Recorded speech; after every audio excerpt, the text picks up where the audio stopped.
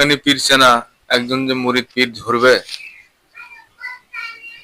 সে পীরের চিনিবার উপায়গুলো কি এবং প্রমাণ কি, এ পর্যায়ে একটু আলোচনা করবেন আপনারা। আসলে পীর হলো ফার্সি ভাষা, তো আরবি দিয়ে এটা অন্য নাম। ফার্সিতে বলে পীর, বাংলায় করলে হলো ওস্তাদ, শিক্ষক সাধারণভাবে। আসলে সত্য কথা বলতে ওস্তাদ শিক্ষক মানে পীর হওয়া এটা আসলে না।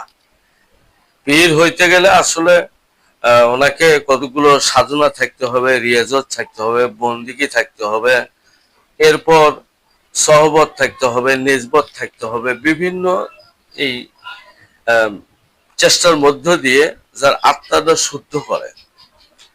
আত্মা শুদ্ধি হওয়ার পরে ইনি একজন ইলমে তাসুব মারুফতের জ্ঞানী হয়ে যায় এবং সবচেয়ে বড় হক্কানি এবং সত্যবাদী হয়। এনাকে বলা হলো পীর।